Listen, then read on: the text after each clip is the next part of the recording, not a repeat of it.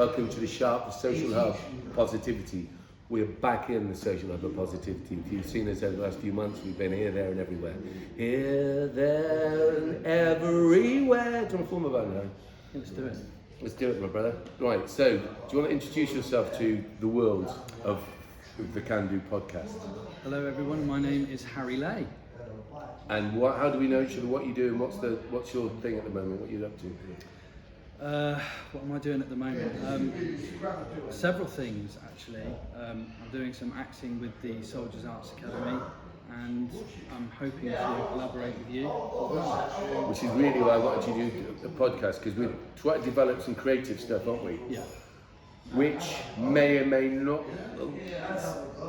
probably it's going to be probably a film as well, isn't it? Hopefully. That's it. That's the plan.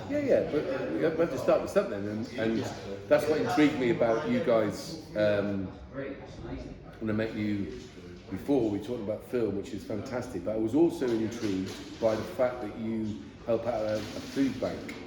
I use the food bank. You use the food bank?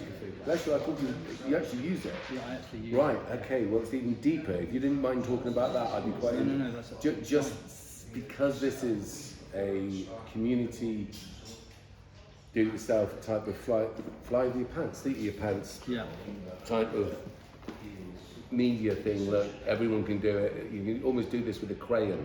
Yeah. I'm so unprofessional, I give amateurism a bad name, but that's not my point, I'm not bothered. I'm interested moreover then in people and their stories, and that inspiring other people. So this idea of doing, because what's your former history? Because this is where we've come about as well. What did you do previously? So I actually served in the household cavalry for about 6 years. Yeah. Prior to that, I did really badly at school for various reasons. I've got dyslexia and ADHD as well. Yeah. So that made school really difficult.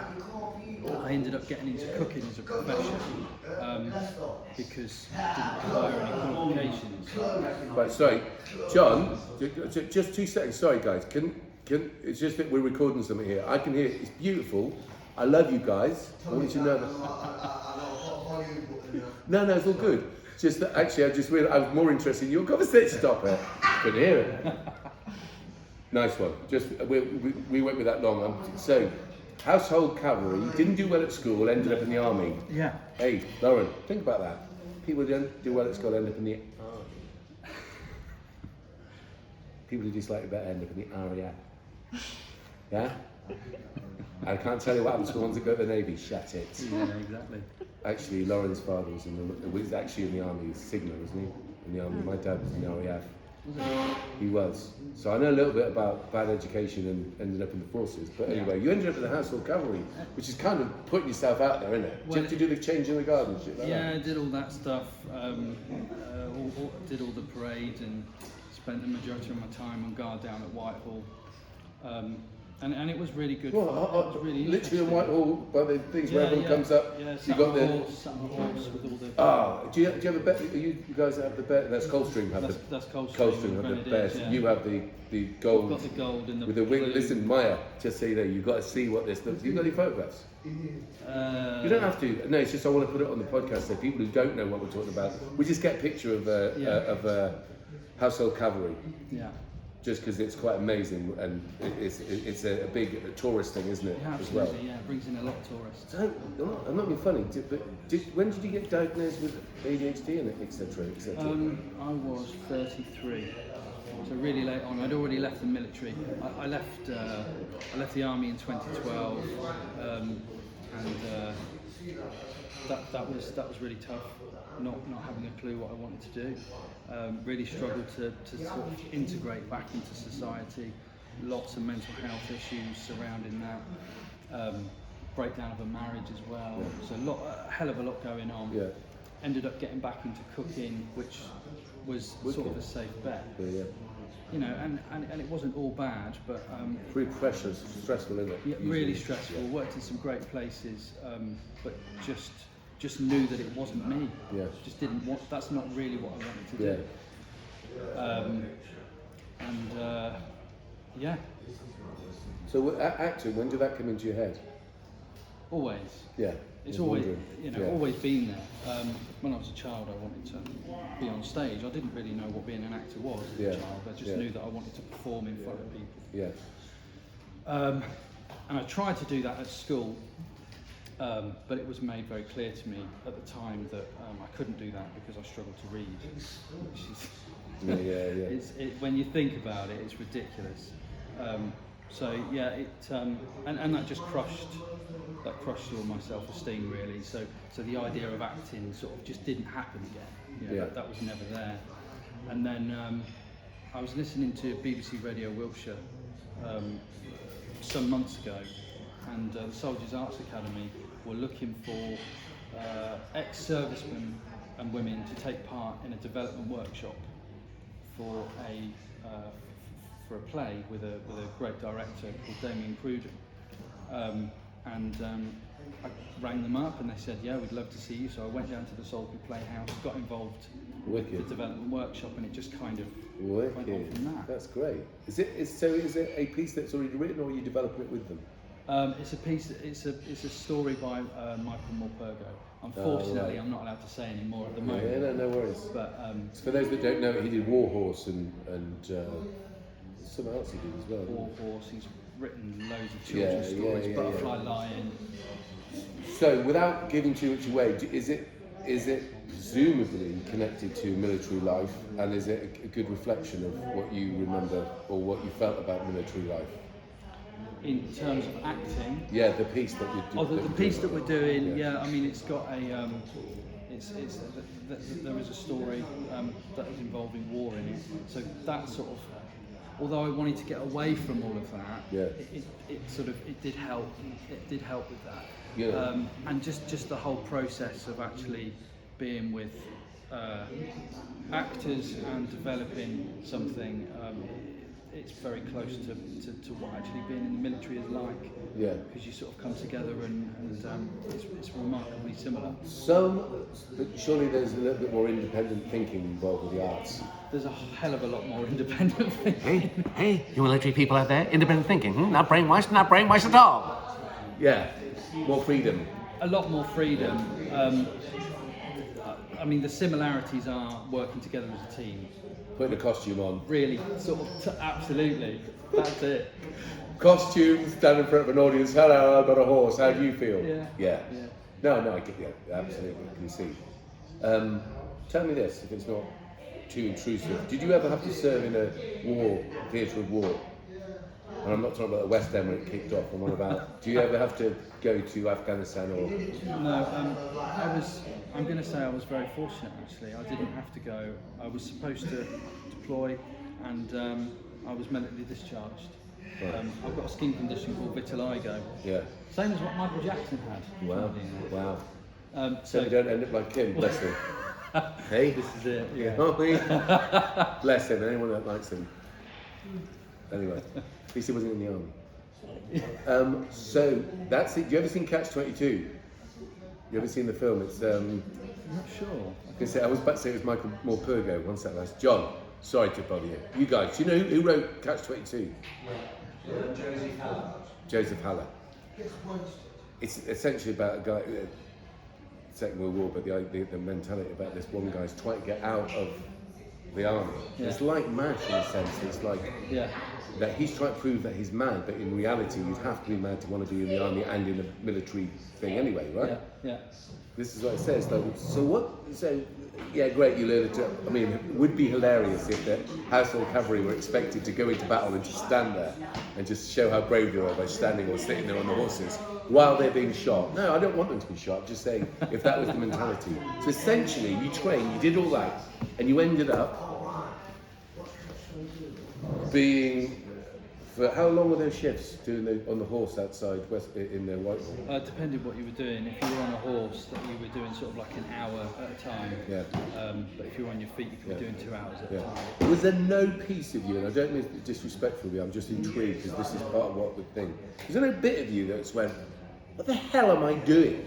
Yeah. And sitting on a horse while people literally look at me, take photographs, photos. some try and goad you, some trying to get you to blink, try and Yeah. kick the horse. But in theory, with your life, what are you doing? Sitting on a horse in the capital city of one of them, you know what I mean? Yeah. I mean, the whole military thing is, you know, but a lot of people don't realise that the military was initiated in big style by the East India Company back in the day. It's all about money. Yeah, of course it You know, I don't know any of Michael's sister, but Dad served for 35 years. He was in campaigns. He did 2 campaign medals. Blah blah blah. In reality, if he was blessed him, if he was alive today, I would have had those conversations. So, what was it you actually thought you were doing? Because anyone that thinks that the Army, Navy, Air Force, or anything is doing anything other than going into other countries and protecting the flow of wealth for rich people, they probably misread the small print. What did you feel? I'm not trying to disrespect anyone. Listen, I know lots of military people, as I say. For the first 18 years of my life, we were on RAF bases, and I loved it, loved the camaraderie, loved the people. But just like the masses, the working classes, whatever you want to call them, we have a commonality. We're used by other people to do their bidding. Hello, you gorgeous thing. You gorgeous t-shirt maker. Show some of your things in a minute. We're in the middle of this podcast, but as you're going to be editing it, it's now, and I've just told you into the camera, Harry, this is Maya, who's also going to be editing it. Hello, nice to meet you. Well, this is now becoming a podcast within reality, where the person who's been interviewed is now talking to the editor. Yeah, this is hellishly interesting. Yeah, it is. This is amazing. What Harry does. But to answer that question, if I could go back, I wouldn't do it again. Yeah. And a lot of the things that you just mentioned there, I mean, it all went through my head. I didn't really enjoy any of it. Yeah. There were aspects of it that I feel like it has helped. It has helped with some confidence, but actually, if you look at the bigger picture and what the military is all about, especially in this country, Yeah. We're talking about the East India Company. Yeah. Recruiting is mainly in deprived areas. I ain't blaming you for this, Lauren. Yeah. But there's a lot to be said for it, definitely. Were any of your mental health issues were they contributed to by the military scenario, exacerbated by it, or were you helped at all with anything while you were in the military? Yes, definitely contributed towards it. Some of it probably has been made worse, and in terms of support and help, in terms of especially with that subject specifically, mental health, there's not an awful lot of help out there. They say that there is, and you're led to believe that there is, but actually it's all just a bit of a facade. And it's always been thus. What people don't, we talk about the Spanish Armada and Drake and everything else. They look into the history of that. Even something like that, when England, so say, was about to be invaded by a foreign force, and small armada of ships went, which were smaller and more manoeuvrable. But fundamentally, the reason why the armada didn't work is because the weather blew them off course. A load of them, Spanish, ended up in Ireland, etc., or dead. Without a doubt, there was some great seamanship by Drake and his people, but they had smaller boats, etc., etc. But this is the killer bit.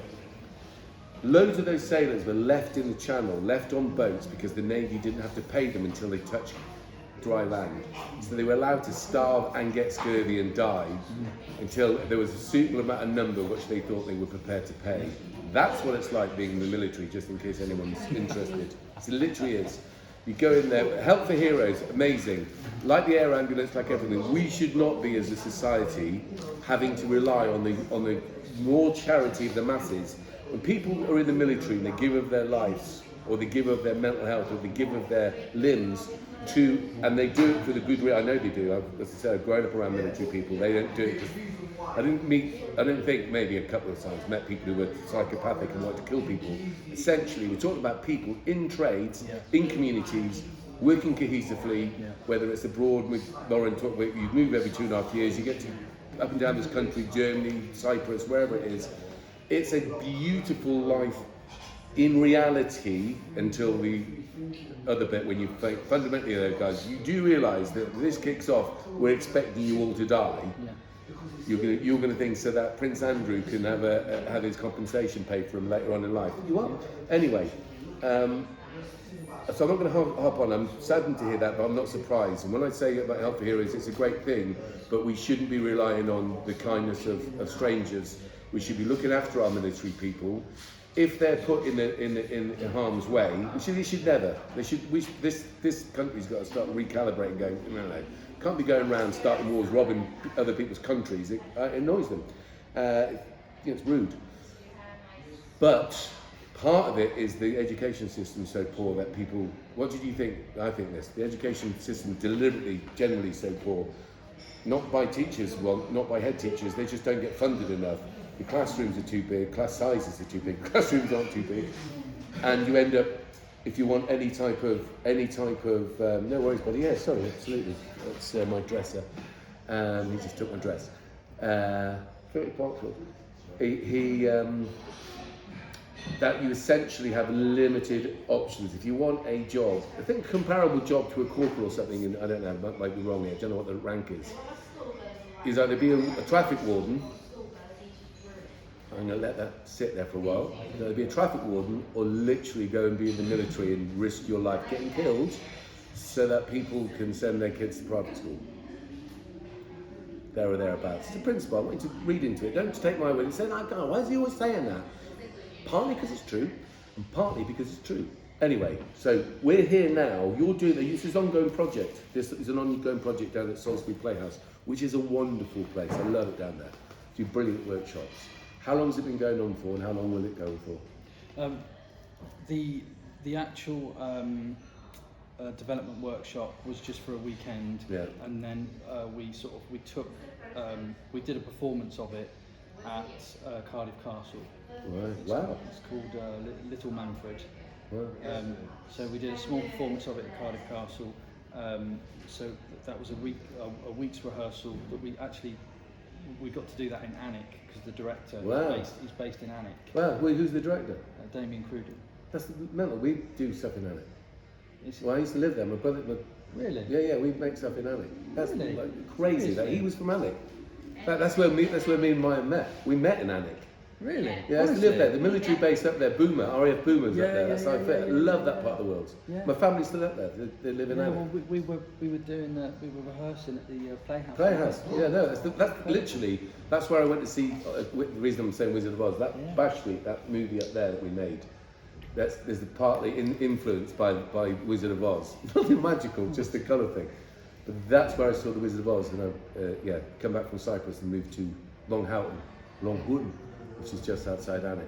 Wow. Beautiful part of the country, isn't it? Yes, it's great crack. Love that place, and all my family up there. See, good thing about being in the military. That's amazing. We've never heard of that geezer though. So he writes plays. No, so Damien Cruden, he's done all sorts of things. Yeah. Directs. Oh, directs. Because Michael directs, Paul, But he directed the. More perfect.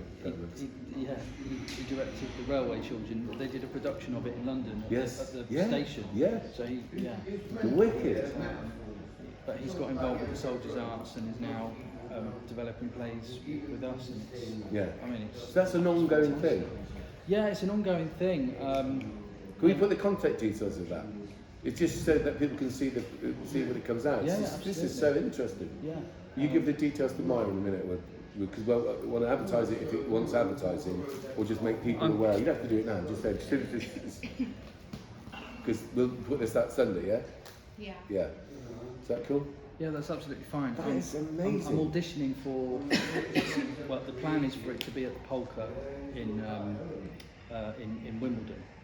Right. So that's where it's going to go. Hopefully, it is. It's all booked.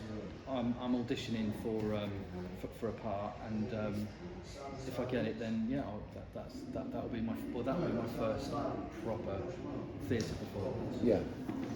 Wow, that's exciting stuff. So, two things. One is this food bank scenario. Yeah, we started using the food bank a year ago. Me and my wife. I've got 3 stepchildren, and it just both working, and just sort of got to the point where like mid-month, and we literally just couldn't sustain life, couldn't afford the food bills. Prior to that, I'd actually gone bankrupt, just using credit cards, trying to sustain life for all of us, and no one's fault, but it's just a reality. And we have a society set up to absolutely undermine anyone and milk anyway, us like worker bees. But carry on, but it's been sort of this September. It's been a year that we've been needing to use the food bank, and then sort of with the energy, the sort of heating energy crisis as well. Crisis, come on, let's hold it right there. Let's hold this conversation right there. Crisis for who? Where's this crisis? For the shareholders, so these companies that we used to own as a company. Absolutely, of course it's not. It's for the ordinary working person. How can we just have a little debate about it? Talk. We're probably going to agree, so it doesn't matter. Yeah. Just try to annoy Lauren most of the time. So I spend a lot of the time doing it. She looked, I told you, man. She looks sweet. She looks intelligent. She is all those things. She's also evil. I just want to say that. No. So we used to own, everyone, once upon a time, this country used to have water, almost air and power owned by the people, because it's, it shouldn't be privatised, because we don't need to have competition, do we? No. Everyone needs it. So everyone's going to have it, so it's literally a blag. It's essentially the Thatcherite stroke conservative ideology of going, what more of the family silver can we sell off to our friends who have only got disposable income? Yes, of course there were small investors, but they obviously had more money in the bank. They weren't using food banks, were they? The people that bought shares in gas and electricity, some of them they were massive organisations, some of them were all sorts of investors. The whole investment thing is a joke. It's an illusion. It's a lie. It doesn't work. Capitalism doesn't work. Right? Take my word for it. Look at all the sums. Every so often this happens, boom and bust. It's always gonna, because just how capitalism doesn't work. Yeah, absolutely. So for whatever system we need to try, it needs to be something that we haven't tried before. So I'm not suggesting communism or isms of any sort, but with our common humanity and our common ideas of how we access clean air, water, shelter for everyone. The fact that there's more people in this country homeless. There's more people that have got 2 homes than there are people that are homeless, will give you another indication of what an appalling set of principles that we are basing our community and our society on. That we have an ex-serving soldier like yourself who's not only had mental health problems, but you're also having to use the food bank, which I love the fact of the people that Trestle Trust and people like that, don't they, run them. Fantastic. Like the air ambulance, like Help for Heroes, like any Heart Foundation, like any other charity that's based on the idea that we think that we've got a society that can pay people too much for doing nothing, and I'm not just talking about the royals, but I am. Prince Andrew, 12 million pounds. That you have a system that keeps that propagated whilst more and more people get hungry, but just for a joke they throw in this idea that there's an energy crisis. Well, if there was a crisis, even the shareholders wouldn't be making money, would they? Be going, guys, seriously, this is a crisis, yeah? We can't even afford bonuses or whatever. One of those company CEOs, I don't know if it's a power company, but they earn about £4 million. When's the last time you had £4 million? And if you did have £4 million, I want to talk to you again about a little film project I think you'll be interested in. It's called The £4 Million Ex-Soldier Sitting on a Wooden Horse. It's appalling. There is naturally going to be absolute uprising about this. Not about this podcast, I hope, but I don't agree with violence. As I said, first 18 years of my life, grew up in a military sort of background. Loved it for all sorts of good, the same reason that anyone who's been in the military, the good bits of it, the camaraderie, all that, beautiful, love it. Got old friends, friends now, they're ex-2 squadron heroes, and what I love them, it's great. Get it, I understand how they trained, what you're expected to do. Kind of have to have that in your head, don't you? You're anticipating at any time, wherever your trade is, that you might be in a theatre of war and you could all be killed. Just accept that that's, okay, right. It's a strange psychology to grow up with. It's a strange thing to do as an adult. The whole concept of it's strange, and that comes about primarily because of capitalism. Just goes to show you how appalling capitalism is. I don't know if I've denigrated capitalism enough in this podcast, but if you can count how many times I said capitalism doesn't work, you'll probably get the idea that capitalism doesn't work. However, that you are now using food banks isn't it fantastic that they're there in a way? This sounds perverse. That it's fantastic that we have a caring society. I think that's it. Do you think that these one percenters or these so-say elites think that we are that we won't let each other down? That we're always going to have, and they're not just working class people, but people from all sorts of backgrounds helping out people with their empathy when they see that they're in need. So you have food banks, you have all sorts of charities that are trying to help people. Yeah. I don't think we should have to have them. I think that we should, as a caring, understanding society, we should legislate for that in our taxes. We legislate, 2% for our defence? Well, why don't you do the same thing for education and health, and don't let these buffoons, one after another, that go into party politics and try and represent this on a national and international level. Absolutely disgrace, absolute disgrace. Personally, I just think with the education some of them are so say had, that they come up with those ideas. I mean, Rwanda, really? Maybe though, it would be good if we could actually transport some of them, maybe all of them, over there, and they could test it out and see, like Pretty Patel. She could be transported to Rwanda, live there till she, I don't know, whatever, and then could report back just how good that is as an idea. That'd be great. And William Rees-Mogg, Boris Johnson, and Liz Truss, all of those people, all of them. Actually, I would go further. I'd go Keir Starmer, definitely Tony Blair, all his lot. Terrible. Misrepresented the people. Sorry, I don't know if I've gone off the track here, but here I'm kind of saddened to hear about the food bank thing. We were going to try and do in a way, what we did talk about this, so it's not, I haven't just thrown this in, have I? We did say this is something we wanted to talk about. How could we move that discussion forward, and what would you like to say about the whole food bank scenario? What was it? How do you feel about it? Yeah, it's just really, it's really sad that in 2022 people are having to use the food bank. Yeah. It's really sad that in 2022, you know, I mean, you were saying about, you know, the energy crisis. Yeah. You've basically taken the words out of my mouth. It's all just, it's ridiculous. There is no crisis, really. Yeah. Generally, it's all in my head, and I struggle to get it out of my mouth. But you've put it very eloquently. I didn't put it succinctly though, do you know? Okay. What can it's- I do? I wasn't educated. I wasn't educated. I was educated. But you know, I sort of brought attention to the poverty as a whole. So I spoke to the media about it. I started off speaking to BBC Wiltshire, and then a couple of news channels got involved, and nothing really comes of it. You know, they come and they interview you and they talk. That they want to listen to your story. Yeah. The problem with that is that then people become fixated on, and they think that you're just whinging. They think that I'm just whinging and I'm pleading poverty. Well, actually, the idea of bringing attention to it was because people don't want to talk about it. Of course. They're too afraid to talk Listen, about just it. so everyone knows, we talked about what we wanted to talk about on this because that was part of it, wasn't it? It's like, wow, not enough people know about that, and I understand why people was part of the reason why we set this hub up. Yeah. This is, you know, so much that goes on, so many people support and help each other with all sorts of issues here. Particularly, obviously, it's literally in response to the lockdown and the pandemic or whatever.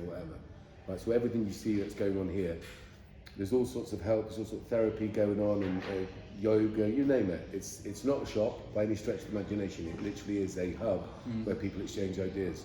So this is the reason I want to talk to you about it, because you are eloquent, you are a creative person, you do want to do acting and stuff, so it's not like me going, oh, I'm going to exploit your story about being an ex-soldier and using the food bank. It's a minimum part of what we're talking about, because actually the other stuff that you're doing with the, what was it called, the Soldiers Arts Academy. Yeah, it's Soldiers Arts Academy, mine, just to put it out there. That in itself is a lovely thing. Done work in prisons and stuff, working with offenders and ex-offenders and in probation as a part of using theatre as a way of looking at certain issues and expressing it and getting people to understand. If you look over there, that's a play we did with young people back in the day. That's the Bridge Centre that you see in rubble there, because that was another sort of conservative idea that they would knock down the community centre, which we used to use more than the youth service. It's now a car park that the council workers use. Just had a pandemic where we needed to, and we have an alternative education programme where we need a hall like that. In fact, we use it more than the youth service. Film that we want to do, have you got an idea for it now? Because it'd be nice to see the idea now and develop it so people can come back to this and go, oh, I remember when they talked about that. I have an idea.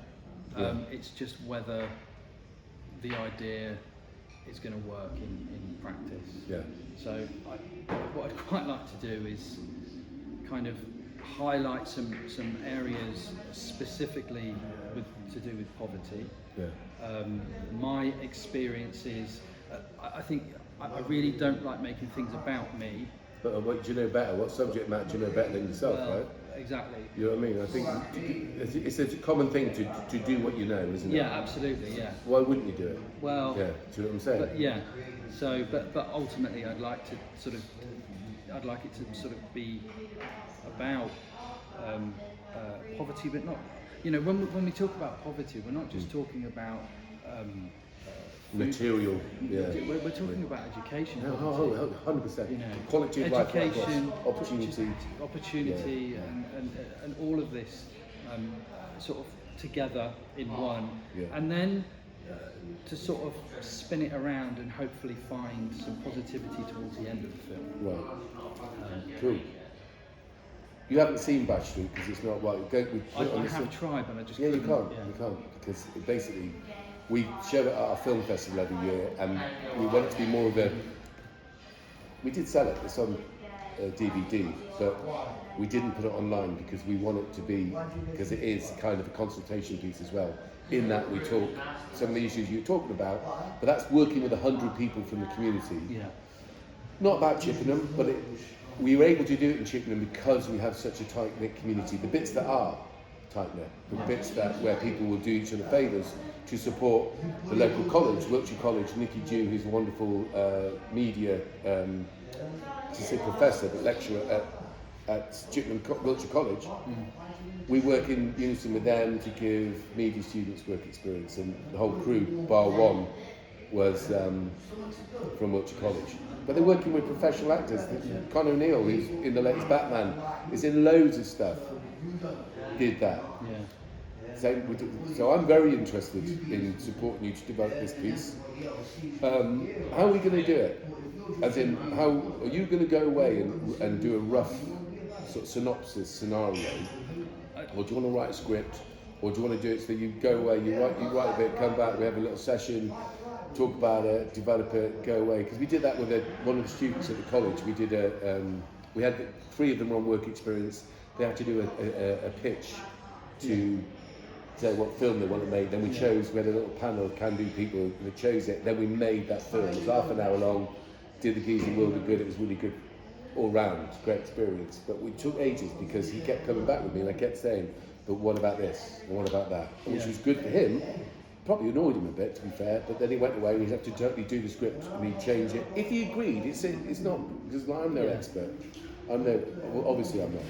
But what I'm saying is, it's that sort of collaboration. What I was saying to him made sense to him, so he changed it. And the film that we collaborated on in reality was a different thing from what he presented me. But it had all the essences of what he wanted to say. Yeah. In your particular storyline, I'm already halfway there, aren't I? Because we essentially work up and down the country and in other countries now, but also working with, alongside those that need that sort of support most. So when you're identifying poverty, it isn't just about food, it's not just about the state of shoes or your home. It's poverty and you're so totally right, so many different ways. Now, I feel like the kid in the Emperor's New Clothes.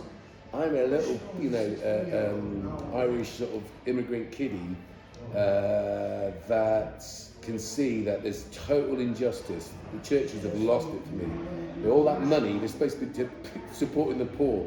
How much more could you support them than stealing gold and making palaces and then sexually abusing them? But you know, it's one of them ones, isn't it? You got those bastions of the establishment that none of them hold up to light. None of them, not organised religion, not royalty, not the political parties. It's like, wait a minute, what do you think is going to happen in society that more and more people that have totally adhered to the system? You couldn't be more part of the system than being prepared to sit on a horse in the capital of this country to indicate to other people that come from other countries, wow, these people, they've got in control, man. This guy won't move off his horse. Watch, this is how loyal he is to this cause. What's the cause?